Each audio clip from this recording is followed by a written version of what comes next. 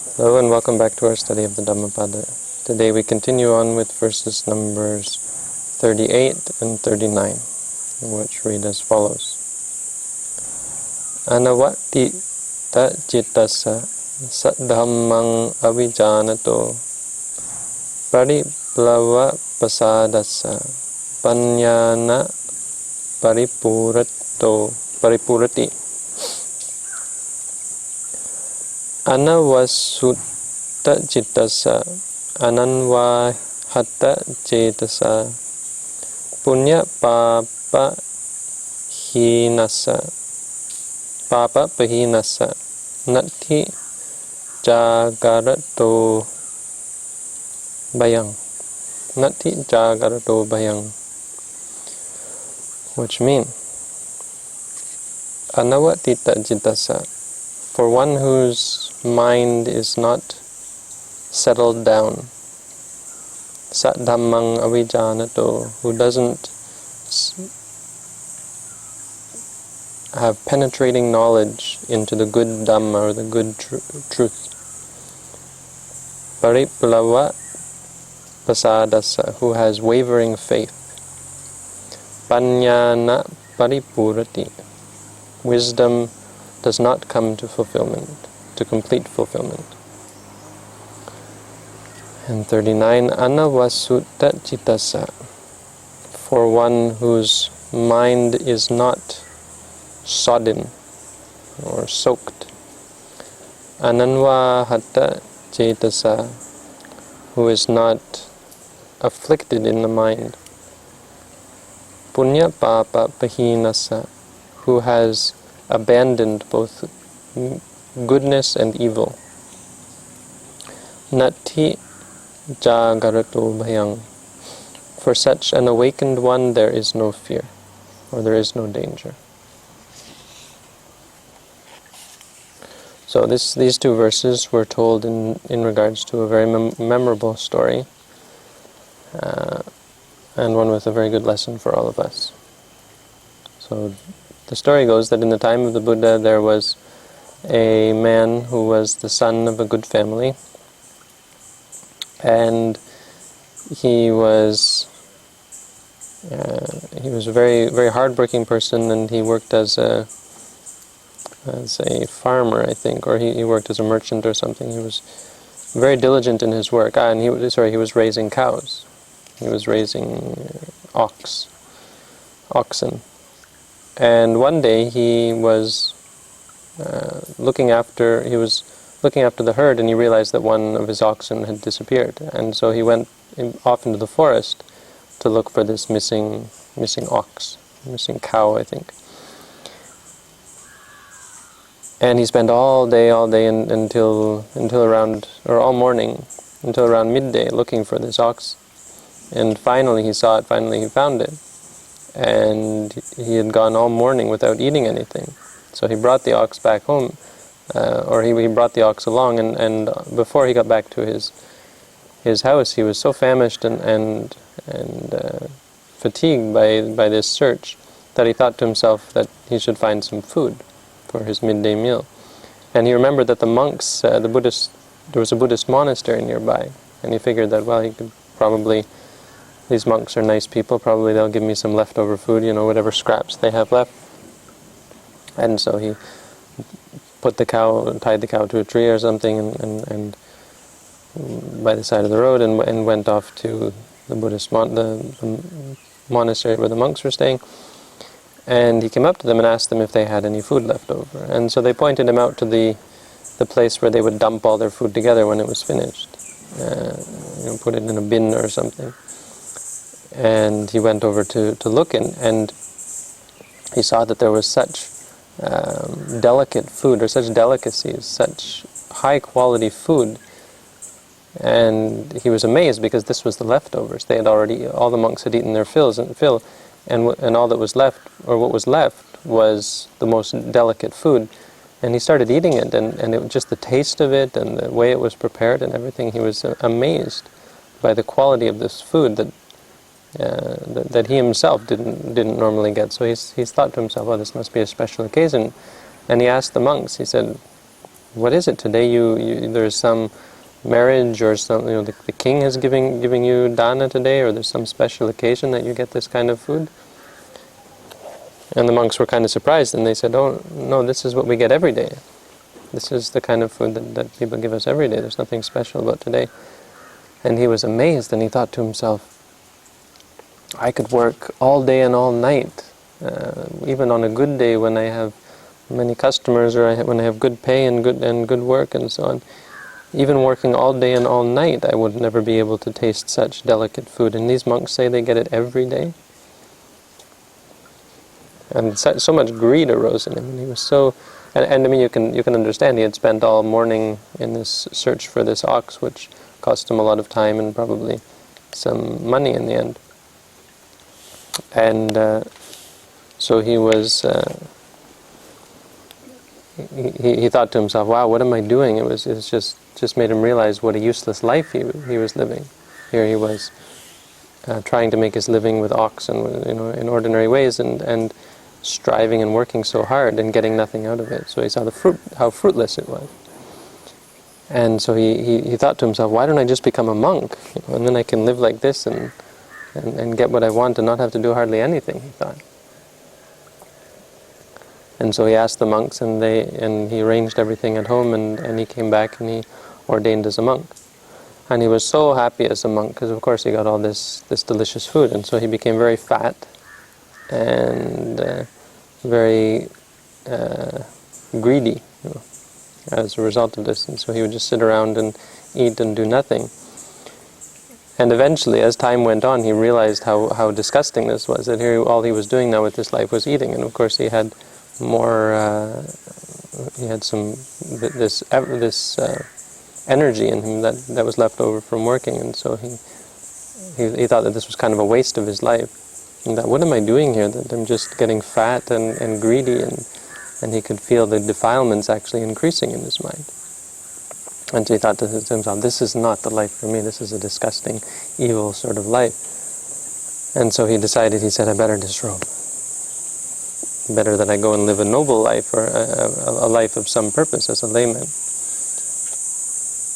And so he disrobed and went back to his work. And of course, as he was toiling, his body became thin and wretched again, and he was so overworked, and he was so tired that again he started to think about the monastery and about living life as a monk. And again his mind changed. Again he became discontent as a layman. And he thought of the monastery. And so back he went to the monastery. He asked the monks, oh, please, please, please, I really made a mistake. Life out there is so much suffering and it's so meaningless. And of course he would talk really well to the monks. And the monks thought that, the one thing that when he was a monk, because the commentary explains that when he was a monk, the one thing that he did do was help the monks. So he was very helpful and quite energetic in doing good deeds, doing good things, or supporting the senior monks. And you might say it was because of his propensity for hard work as a layman. And so they did look kindly upon him, and they let him ordain again. And again, he was quite helpful, but he was also very greedy and very lazy, and he just got fat again. And so again he became discontented that this is kind of a useless life. And again he decided to disrobe. He became discontent as a monk. Another reason, of course, might be because of how simple the monastic life is. No? How little there is. You're not allowed entertainment. You're not allowed enjoyment. So food only goes so far. And this lust that he had for food, or this desire, this attachment to good food, of course, would just create more discontent in him. And once the discontent builds, it's hard to stay put anywhere. And so he disrobed again. And the commentary says that in this way he ordained and disrobed 6 times. Back and forth to the home life. Not content with either one. And you might say it was totally the discontent itself that was stopping him from finding content in either one. Until finally something happened to him. He was there at home after his 6th disrobing, and kind of feeling ashamed of himself and not sure what he wanted to do with his life and where he was going. And then again he became discontent with it, and he decided he was going to go forth, and he went into his bedroom to try and arrange his things and get ready to become a monk again. And then he saw his wife was sleeping on the bed, and he saw she had her robe had fallen off, her clothes had fallen off, and she was lying there naked and drool coming out of her mouth and snoring, and her body exposed and so on. And he got this revulsion in his mind, because snoring and drooling and so on, and he was able to see the natural state of the human body when it's not trying to attract, or when it's not animated with the mind and all of the ways and means of the mind. And so it looked to him like a dead person. And he recited to himself, aniccaṃ dukkhaṃ idang. This is what the commentary says. He thought to himself, aniccaṃ dukkhaṃ idang, or it wasn't just thought to himself, the saññaṃ labetva. So he gained this perception that this was impermanent and suffering. That this thing that he thought that was his wife, and he thought of as something attractive and something pleasurable, was actually something that was unsure. And it goes deeper than that, because it was the realization that really there is nothing that can be called wife or attractive or beautiful or so on.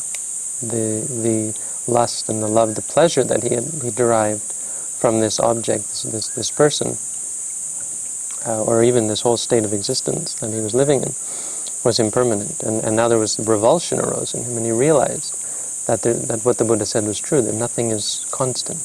The same object that can create desire in you, the next moment can create revulsion. And so he realized that all that there is experience. And this really hit him profoundly, and this was probably coupled with the insight that he had gained, what little insight he had gained through his monastic life, allowed him to develop a little bit of insight and knowledge. And the story goes that then he grabbed his robe and he said, "This is it. Now for sure I want to become a monk, and I don't want to ever come back here." And he left and went out. On the way to the monastery, he was reciting this to himself, aniccaṃ dukkhaṃ idang, aniccaṃ dukkhaṃ idang. And according to the story that we have it, he became a sotapanna, sotapati phalang papuni. He attained sotapanna while he was walking. So what happens then is once this realization comes, of course, the mind becomes quite clear, because the mind is drenched and sodden, as according to the verse, by the defilements. And so at this time those defilements were out of his mind, and his mind was quite clear. And so everything began to look like this. He was able to see that the pleasure that could be got from walking became became painful, and the happiness in the mind can turn to unhappiness, and seeing that everything changes. Whatever good comes only comes for a moment, and then it ceases. That everything changes. Whatever is pleasurable one moment can be displeasurable the next. So it's aniccaṃ and dukkhaṃ, and of course anatta. It's non-self, because you can't control it. You can't live your life so that it's always going to be pleasant, or that it's always going to be controllable, or that it's always going to be one way or the other. And so by extrapolating that, even when walking to the monastery, he was able to see, you would assume he's able to see then the movements of the foot and the movements of the body and the things that he saw and the things that he heard and everything around him. He was able to see it with wisdom. And because of his teaching, the teaching he had gained as a monk and so on, he became a sotapanna. So he became an enlightened being of the first degree, of the first level. And he went back to the monks, and the monks had given him a name. This name they gave him, Cittahatta. Cittahatta means he's under the hand of the mind, or he's under the control of the mind. He's controlled by his mind.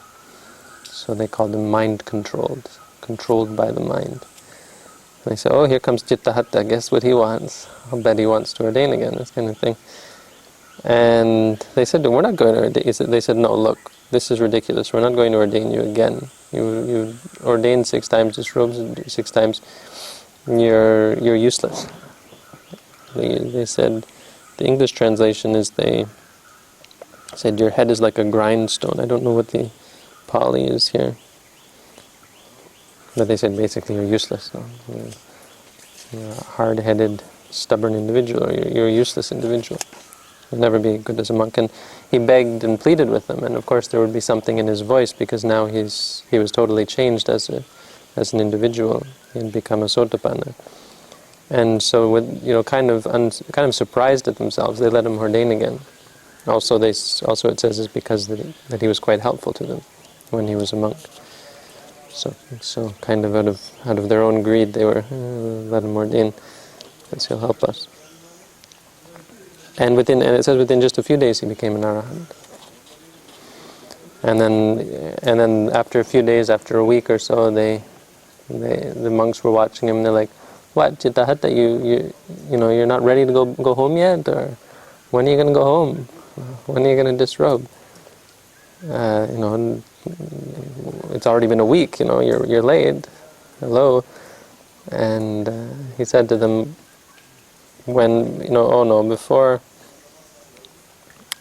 before I was, when my mind was untrained, or when my mind was full of uncertainty, then I wanted to disrobe, or then I was attached to the world. But now,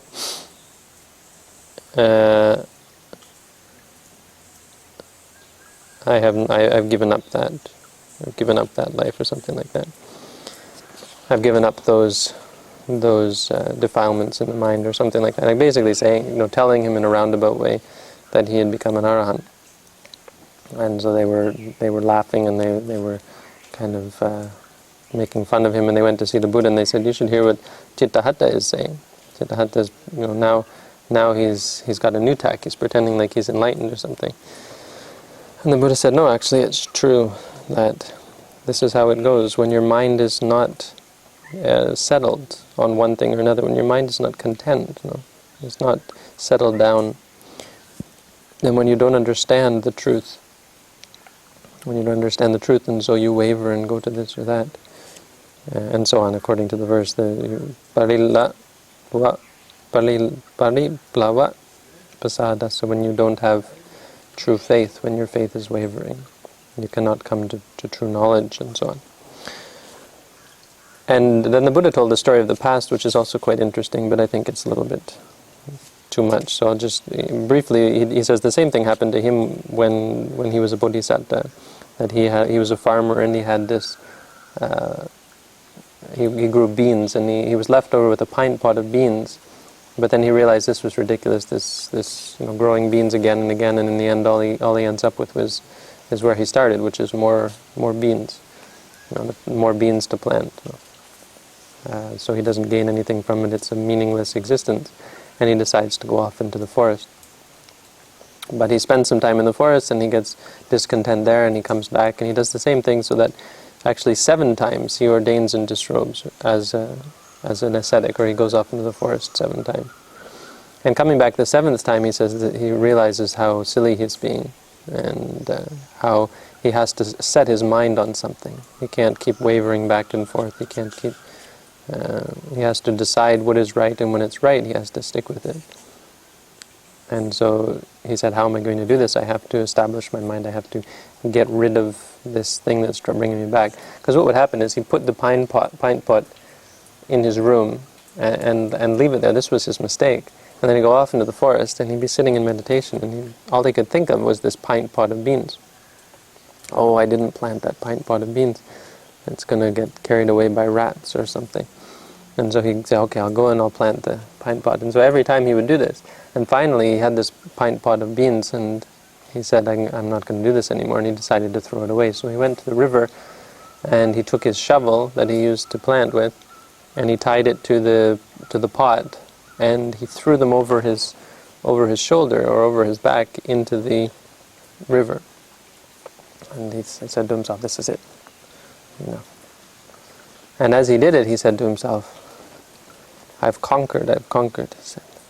He shouted out when he was standing by the river, he said, now I've conquered.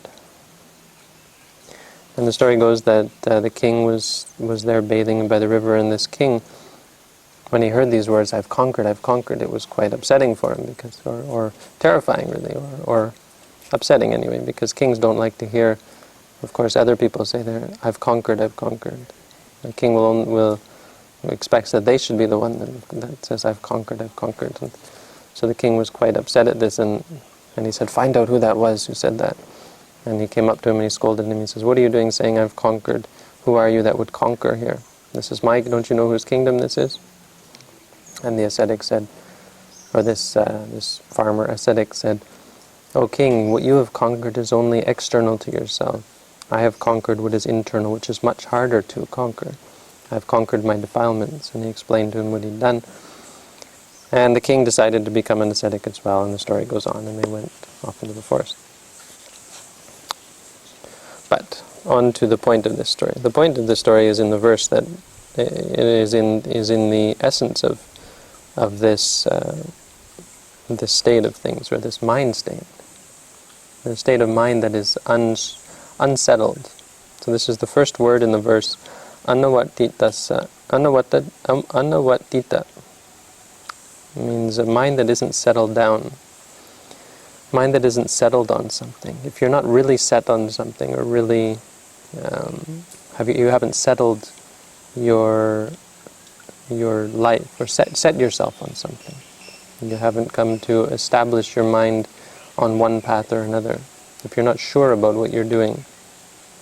So the other word is that pariplavapasādassa, when your faith is wavering, your confidence, your certainty about what you're doing.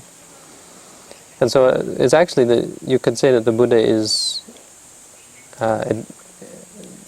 admitting or acknowledging the fact that this happens to people even when they come to ordain, even to monks, that during the course of training it's natural for them to decide that they can't do this, or to be drawn away to some other path, because their mind still hasn't come to be settled, and they haven't come to understand saddhammaṃ avijānato. They haven't come to understand the truth. So the case with this man was he became a monk, and on the one hand you could say he had some good in him. He understood the meaninglessness of life, that here he could do this work in the world. He was perfectly capable. He wasn't a lazy person.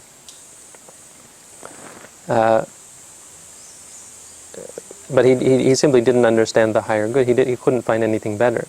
So all that he found better was to go and live as a monk and gorge himself. And he realized that was also useless. So you could say as a layperson he was torturing himself. This would be attagilamattano yoga. And then as a monk he came to kamasukhaligana yoga, which means to gorge himself, or to dedicate himself to sensual pleasures. Which is kind of funny, because normally it's the opposite, or for us it's certainly the opposite. When we leave the monastic life, we're able to go back to much luxury, comparatively. And when we come as a monk, we have to live here in drudgery and hardship in the forest, with mosquitoes and leeches and alms food and so on. None of us are going to get fat here. But for him it was the opposite here. He was getting fat as a monk and lazy as a monk, and he was torturing himself as a layperson. So he saw the meaninglessness of both of these, but he couldn't see the Dhamma. He didn't come to settle himself on the truth. Another way that this often happens, which isn't based on this story, but another example that's I think a very good one along the same lines, is when people pick and choose their meditation techniques. This is one that we see often with meditators. They'll come here to practice, then they'll go somewhere else to practice, and they'll go back and forth, and they're also unable to settle their minds on anything. And as a result, they're not able to see the truth. So the moral really is to settle yourself on the true teaching, or the good teaching of the Buddha, to settle yourself on the core teachings of the Buddha. Another way is when people undertake the practice of, for example, of insight meditation, and they come to investigate and to learn about impermanent suffering and non-self, And then they become discontent with that, and they want more, they want something else, or they want to have fun, or they want to go walking off in the forest. Monks will want to go off into the forest. They'll find something that is unsatisfying with wherever they are, because their mind is not settled. So it's important on the one hand to be settled in one life, but it's also important to be settled on what is true. So this is the meaning. The mind has to be settled down, but it has to be settled down on what is correct and what is proper. So it was good that he had this intention to ordain, and it's good that people have the intention to come and practice here. But it's a warning that we should practice in order to settle our mind, and in order to become more content, not practice in order or become a monk to in the end become more discontent and want more and more and more and look for more and more greater things. The mind should become settled down on reality. It should become settled down so that it's comfortable anywhere, and so that it becomes less interested in going here or going there. Often people ordain just for this reason, because of discontent. They ordain because they're running away from the world. They want to go as far away from the world as possible, and so as a result, they wind up going back and forth, right? They'll run away because they have all these defilements inside, and they'll say no, no, no, and they'll run away from them. And then they'll find the same defilements pulling them back again. That they've just covered up with this extreme aversion towards them, and then they'll wind up disrobing later on. Our mind, we have to practice to become settled and to become content with reality. We're not running away from anything. We're setting ourselves. We're finding a place where we can take a stand against the defilements. So becoming a monk shouldn't be about running away from the world. It should be about retreating to a place where you can make a stand, where you have your defenses set up, and where you're able to then fight the defilements. So there's something very good about living off in the forest, but the point of living off in the forest is so that you can deal with these problems, not run away from them. Which was, in a sense, what this monk was doing, running away from his problems and ordaining out of discontent for his life in the world. And that isn't enough, because his mind wasn't settled, because he didn't really have faith in the teaching. But this goes for everyone. This goes for all meditators. That during the meditation course, we'll often find beginner meditators wavering, and that's the teacher's job to establish them and settle them and help them find contentment. But it's the meditator's job to find contentment in the practice, that they shouldn't follow after their discontentment. They shouldn't follow after the changes that go on in the mind when the mind comes up with some problem or some excuse for not continuing on the path. When doubt arises, when their faith starts to waver, they should not treat it as something important or something worth listening to. They should examine it and learn about the doubt as they learn about everything. And so it doesn't mean that there's something wrong with doubt, or that we have to have full faith regardless of our doubt. It means that when we have doubt, we have to understand it, and we have to settle our minds, settle the doubt. Give up any uncertainty, examining it and learning about the reality of it. And then wisdom becomes fulfilled. So wisdom will not be fulfilled as long as we haven't gotten to that stage. And so this guy is sort of an extreme example, but he's a good example for all meditators, that until we get to that state, we must be very careful about the wavering of the mind, and the mind that is not settled on one thing or another, the mind that is. So when we went to Ratnapur, this was a good example of that, the realization that it's going to always be like that. And when we go there, we all feel very peaceful, and we think, oh, here there's no problems, here everything is wonderful. And this is a common case with monks, that they will go here and here and here and jump from place to place to place, looking for the perfect place until they realize that there is no perfect place. Okay, and that's the first verse. The second verse is just basically the opposite, but it does have some interesting connotations in it, or The meaning of it is quite interesting. Anavassutacittassa means a mind that is unsodden. It's a difficult word to translate, but it does have to do with streams or flowing. The mind that doesn't have outflows. Or you could say the mind that is not green or not sodden, not wet, sappy.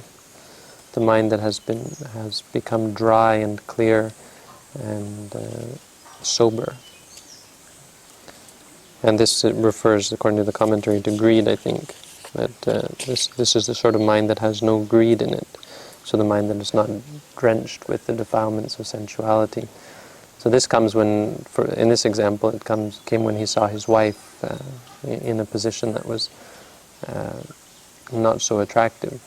And of course when she was sleeping. It's interesting actually to think of this, because normally when we see a human being animated, we've cultivated such slick manners and charms and smiles and ways of being attractive to each other, just even unconsciously, that we do it as a matter of course. So it's interesting to think that it is actually quite different when a person is sleeping.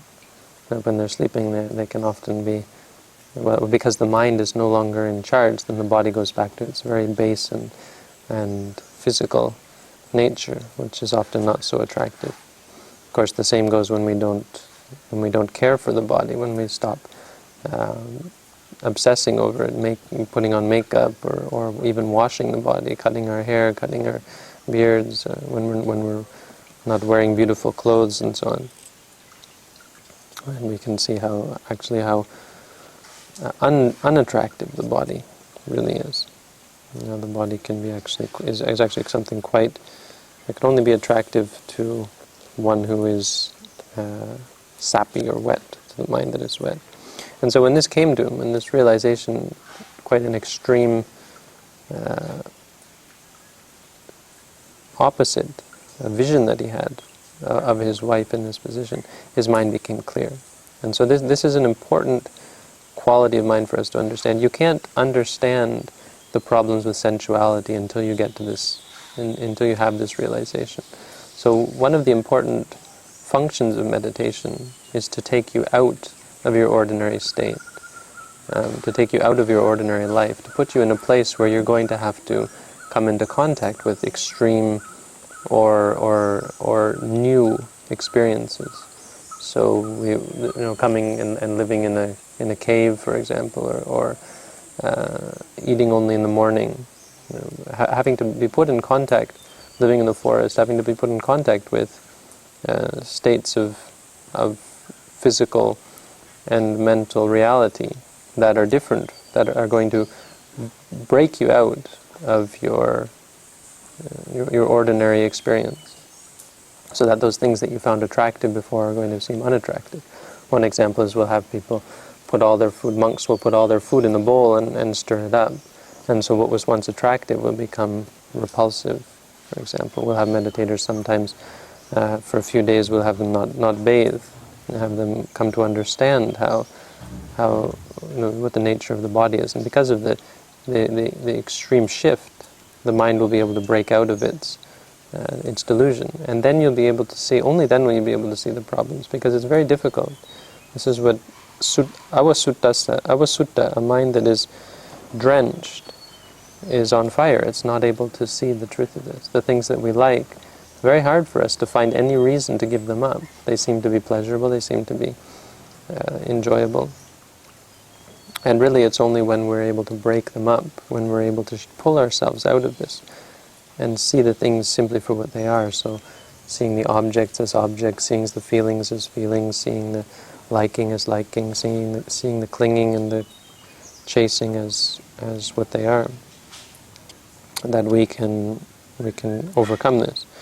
It's a very important point to keep in mind, is that we shouldn't expect ourselves to reflect upon beautiful things and somehow find them ugly. We have to work and we have to develop our minds and sharpen our minds so that we're able to cut away from this. And then the other side is ananvāhatacetaso, means the mind that is not afflicted. So that is not afflicted, I think, means by anger. But these can both go for either way. So in the end, the meaning is defilements, that the mind is free from defilements. But the affliction of anger is another one that takes us out of our clear state of mind. And that anger is another one that colors the mind and boils the mind. It sets the mind on fire.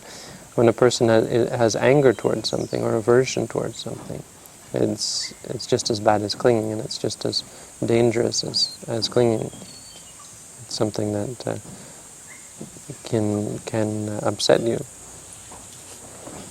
can cause you to do things that you wouldn't otherwise even consider doing. So it can cause you to hurt other people, it can cause you to hurt yourself. People who get angry will wind up kicking things and screaming and yelling and pulling their hair out and so on. So being free from both of these. And the interesting word is the next one, puññapāpapahīnassa, for one who has given up good and evil. It's a really interesting phrase because it's not one you'd expect, having read through all the Buddha's teachings on how we should cultivate good. How the Buddha said, puññance puriso kaira, how a person who has, if they've done good, they should develop it. They should do good. Having done good, they should do it again and again. Cultivate goodness. So then the question is here, what are we talking about for one who has given these things up? And the point is that the more goodness that you do, the more goodness that is cultivated in your mind, and the more pure your mind becomes, the less inclined you become to do either good or bad deeds. And when a person becomes fully enlightened, they don't have any inclination to do either. Meaning they don't have any inclination to gain anything. The point is they become contented. But this contentment comes through doing good deeds, so it's kind of a bit of a paradox, or a bit of a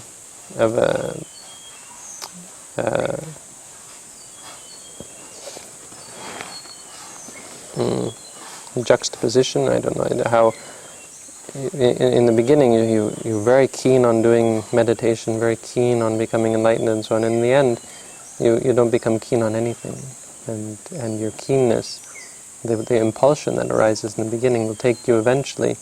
You realize the correct way, or you realize the truth of life, and then you have nothing left to do. Or you even along the path, you lose all your interest and all your desire for anything, even your desire for meditation. So when an arahant practices meditation, it's not out of desire, it's not out of the intention to attain anything. It's simply just a natural understanding of the truth of life, or the truth of reality, that leads them to go from one moment to the next, meditating and being mindful and seeing things clearly as they are.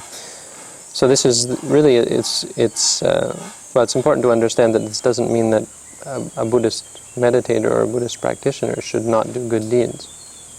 It means that through their practice, they will eventually give up any desire to do any deeds whatsoever, and they will simply act appropriately in every situation. They'll find themselves being less keen and less desiring of doing anything, whether it be good or bad. They'll find themselves just wanting to live with life and being content with things as they are. So when it's time to eat, they'll eat. When it's time to talk, they'll talk. When it's time to be quiet, they'll be quiet. And they'll have no partiality or no desire for this or that. And when one finally comes to be an arahant, they will have given up all desire to do good things or bad deeds. So this is what it means to give it up. It doesn't mean that even arahants don't do good things for others. It just means that they don't have in their mind some intention that it should have this or that result, because they've given up the past and they've given up the future. And because they've given up the past and the future, any expectations, the last part is natthi jāgarato bhayaṃ. For such an awakened one, there is no fear or no danger, because they have no expectations. Because no matter what comes, they're content with it. They have no feeling that it should be otherwise. This is really a good summary of what we're aiming for in the practice.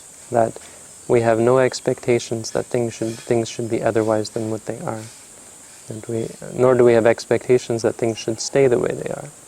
So when anything changes, we become completely unattached to it, no matter what the situation is, no matter what arises in us. When mosquitoes are on us, we might brush them off, but our practice is to brush them off mindfully and not get upset. So we don't think, oh, what are we doing in this place where there are many mosquitoes or so on. We just keep brushing them off. Whereas an ordinary person, well, when we still have our defilements in us, we'll get angry. Not only will we be brushing them off, but we'll start to say, why am I sitting here? What am I doing in this place? And this is what happens to forest monks in general, that eventually, what can happen is eventually they become very discontent. Oh, this is no good, that is no good. Often they'll get sick in the forest, and then they'll become discontent with that, and so on. And they'll want to disrobe, and they will even, monks who have been monks for 10 years, 20 years, will decide that they've had enough and it's time to go back to the lay life. And then you'll hear them whine and complain as lay people, saying how horrible it is as a lay person, and so on. For such people, there is still danger, there is still fear, there is still problems, and they will not thereby come to understand the truth. But through cultivating and through developing contentment, and through developing insight, we'll come to be content, and we'll come to be we'll be able to overcome these. In the beginning, of course, we're still going to get angry, we're still going to get upset, we're still going to be attached and want this and want that. But we'll be able to see through it. And we'll be able to set our minds, establish our minds, and we'll be able to establish our confidence in what we're doing. We'll become very confident because of the results of the practice. So another thing is that we should never expect in our practice that somehow we're going to, or that the first result should be that we have no anger, we have no greed, and that we have no discontent, that somehow we can be content with things. We have to understand that the first result is going to be able to see through our discontent. We're going to have to gain this steadfast faith or confidence in what we're doing, seeing through the defilements, seeing that the defilements that arise in our mind, whether they be lust, or whether they be greed, or whether they be aversion, delusion, or conceit, or so on, that they simply are defilements. They're something that is not useful, that is not meaningful, that is not beneficial if we follow it. That by following these things we can only come to harm and suffering. So we acknowledge them and we see them and we let them go, and we're patient with them when they come, and we remind ourselves and try to develop insight based on them. This is the quality, the virtue of a sotapanna. The sotapanna still has greed and still has anger and even still has delusion, but they've gotten rid of the delusion of entities. They don't see anger as I'm angry. They don't see greed as I'm greedy, and so they don't cling to these things when they come up. When greed comes up, they don't decide they want to disrobe or ordain. They would never do such a thing. When the greed comes up, they see it as greed and they let it go, and they don't act based on these things. They will tend more to revert back to simply being mindful of them, and they will be able to see for themselves. They will be ashamed of these things when they do arise, and they will be upset by them, and they can be very upset by them, and they can even feel like they're not going to be able, they can't tolerate this anymore. But the virtue of a sotapanna is that they are able to tolerate it. And even though it's overwhelming and intolerable anger or greed or lust or so on, they're able to tolerate it, and they don't act on it. So they don't do or say bad things based on the defilement. And they don't, as this man gave the example, once he was a sotapanna, they don't get to the point where they disrobe. So at that point he was able to deal with his dissatisfactions with being a monk, and actually put his heart into the practice instead of just sitting around eating and getting fat, and therefore able to become an arahant in a very short time. So that's another 2 verses from the Dhammapada, and another good lesson for us to keep in mind in our practice, and for all the people who are listening, so are watching this on the internet. So thank you for tuning in, and I wish you all the best, and now we can continue with our practice.